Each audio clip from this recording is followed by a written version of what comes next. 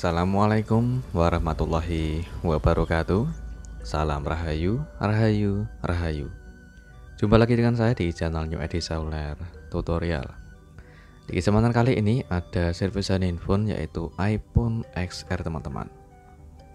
Seperti biasa, kendala kerusakannya yang sering terjadi pada LCD handphone iPhone XR ini keluar garis secara tiba-tiba. Dan untuk LCD-nya sengaja saya tes teman-teman. Untuk turtonya masih aktif, sedangkan untuk bentuk dari garis atau bentuk dari tompel flag hitamnya itu sangat besar di bagian pojok samping kiri ya teman-teman.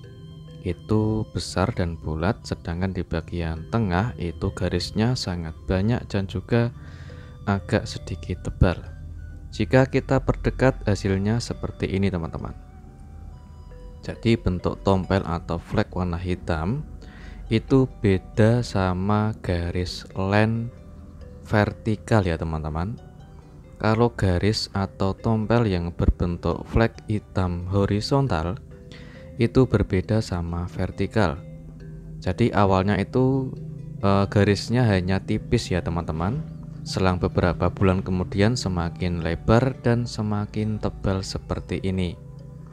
Jadi beliau itu awalnya saat konsultasi bulan Januari teman-teman. Baru diperbaiki tadi sore atau di bulan Februari ini.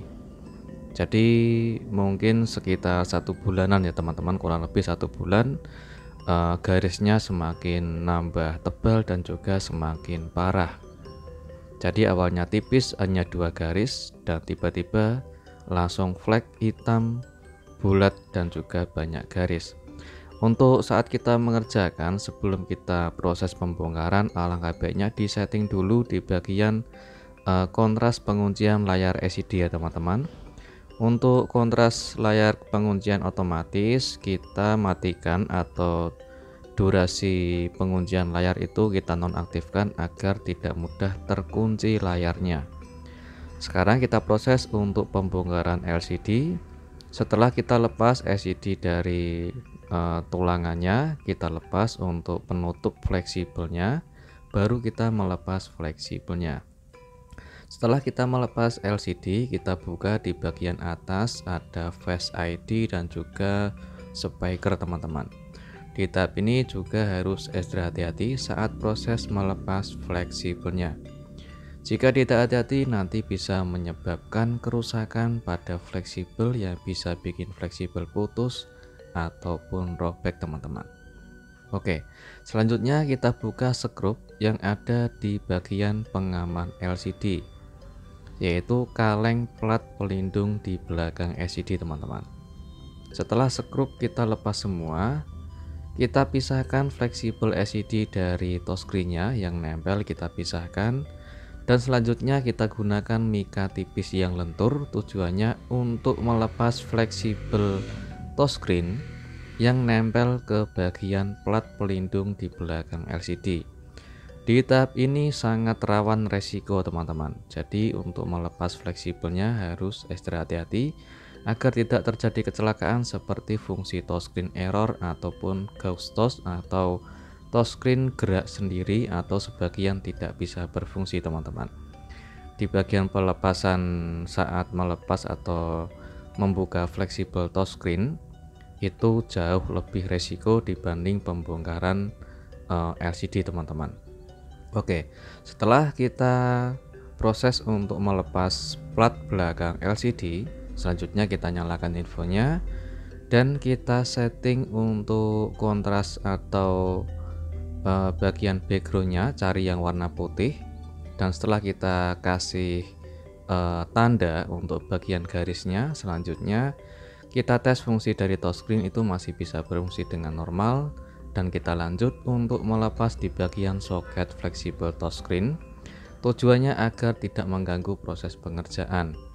Jadi untuk fleksibel touchscreen saat kita lepas, otomatis untuk fungsi touchscreen tidak bisa disentuh ya teman-teman.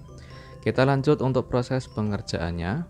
Kita kasih tatakan LCD seperti ini, berbentuk kardus yang sedikit agak empuk, jadi tidak terlalu keras. Kita selanjutnya untuk mengasih pengaman di belakang LCD seperti solasi, dan kita lanjut untuk siapkan tisu kering biasa, dan kita perhatikan di bagian bentuk dari garisnya.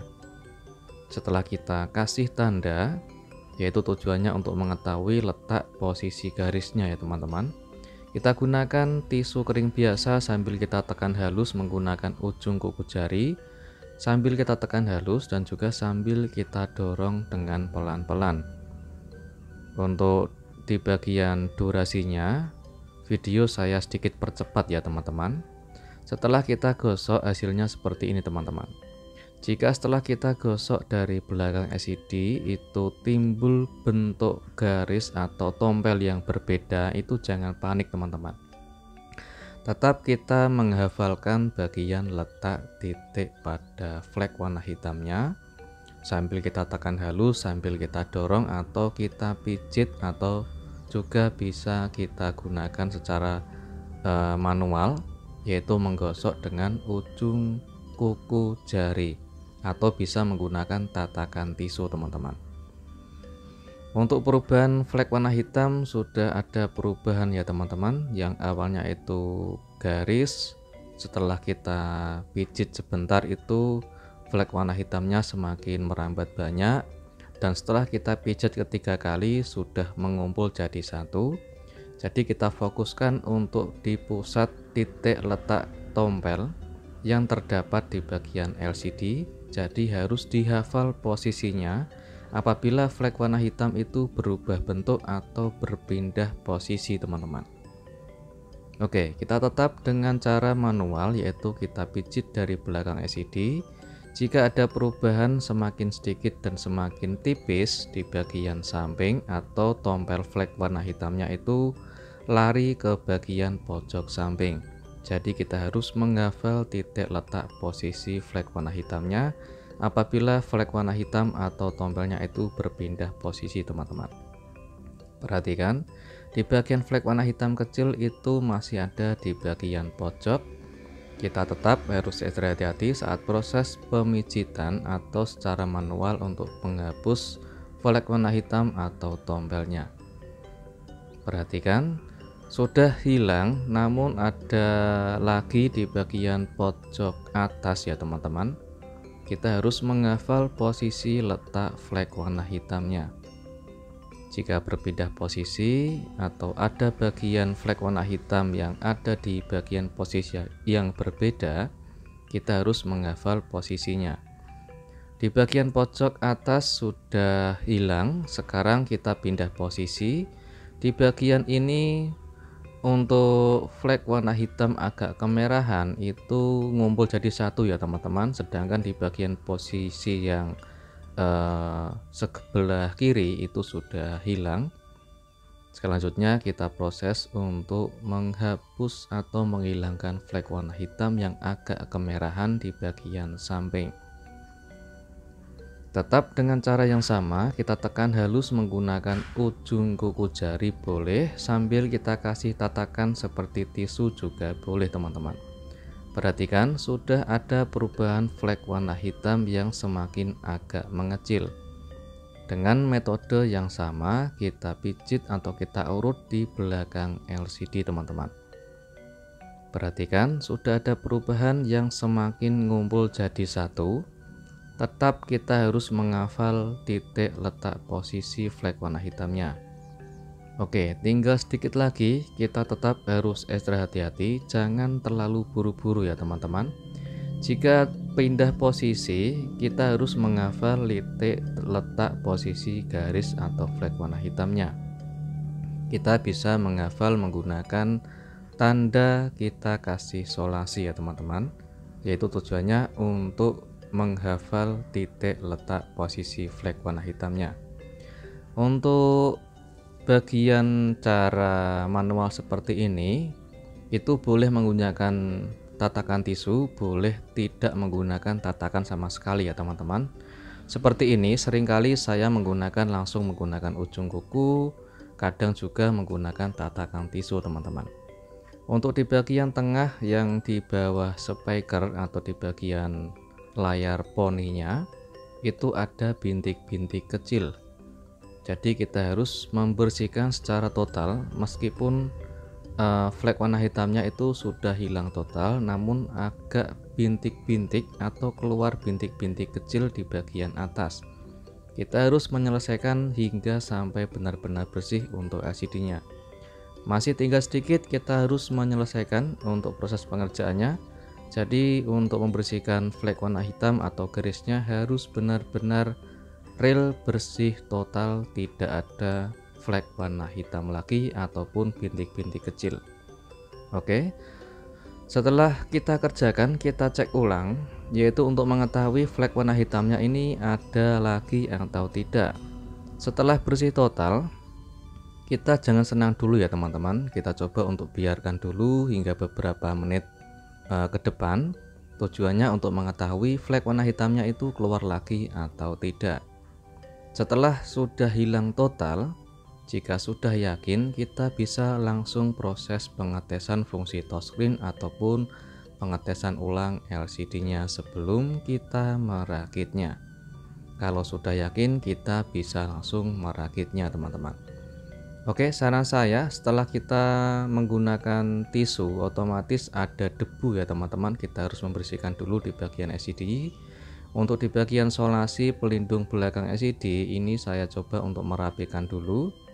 Tujuannya saat di bagian solasi di bagian atas itu tujuannya hanya untuk menutupi lubang kamera depan dan juga lubang dari sensor wajah atau Face ID agar tidak kotor dan tidak kemasukan debu teman-teman. Kita lanjut untuk perakitan, kita pasang plat pelindung belakang LCD dan kita rakit untuk pemasangan ulang di bagian fleksibelnya.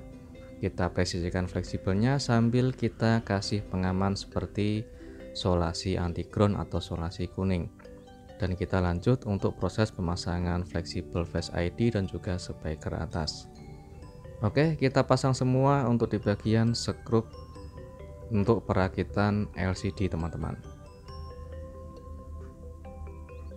Oke, setelah kita rakit untuk LCD-nya, kita cek ulang ada skrup yang masih belum terpasang atau tidak, jadi harus kita cek total. Oke, jika sudah selesai untuk perakitan LCD, selanjutnya kita coba untuk pengecekan ulang. Oke, kita pasang sementara untuk di bagian fleksibel LCD, fleksibel touchscreen dan juga fleksibel Face ID-nya. Oke, setelah terpasang kita coba untuk menyalakan handphonenya sebelum kita merakit total teman-teman. Tujuannya untuk memastikan kondisi LCD-nya ini ada flek warna hitam lagi atau sudah bersih total. Oke, kita cek untuk fungsi dari turtun masih aktif ya teman-teman, karena masih menggunakan LCD originalnya tanpa harus kita mengganti LCD. Untuk turtun masih aktif, dengan untuk kontras layar juga bisa berfungsi dengan sangat normal. Kita cek lagi untuk kondisi LCD-nya. Keseluruhan layar ini masih bersih atau ada flek warna hitam yang ketinggalan. Untuk di bagian atas sudah hilang total ya teman-teman.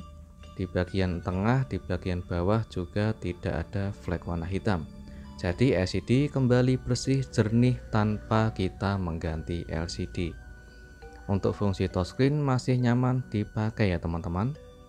Sudah sukses untuk pengerjaannya, fungsi LCD dan juga fungsi touchscreen. Untuk turtun juga masih aktif. Jadi untuk pengerjaannya sudah sukses, tinggal kita merakitnya kembali seperti penutup fleksibel. Kita lepas untuk stiker atau solasi kuning yang melindungi di bagian kamera, tujuannya agar tidak bikin kamera depan itu kotor kena debu teman-teman.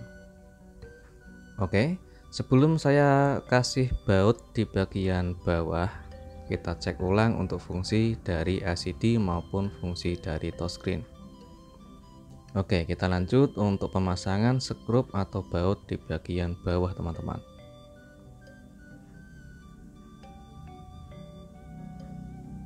Oke, sudah selesai. Kita cek untuk memastikan perakitan LCD ini sudah presisi rapat atau belum. Oke, alhamdulillah untuk pemasangan rapi, bersih, presisi dan tidak ada kerenggangan. Kita cek ulang LCD-nya. LCD kembali bersih, jernih, tanpa ada noda sedikit pun teman-teman. Alhamdulillah untuk LCD-nya sudah bersih. Jadi untuk flag warna hitam sudah hilang permanen, dan juga fungsi turtun masih aktif teman-teman, karena masih menggunakan LCD originalnya. Tinggal kita untuk pengetesan terakhir seperti fungsi kamera depan dan juga kamera belakang. Alhamdulillah untuk kamera belakang dan kamera depan tidak ada bermasalah ya teman-teman. Jadi untuk semua fungsi bisa berfungsi dengan sangat normal sekali tanpa kita mengganti LCD yang baru. Semoga bermanfaat dan jumpa lagi di tutorial berikutnya. Assalamualaikum warahmatullahi wabarakatuh.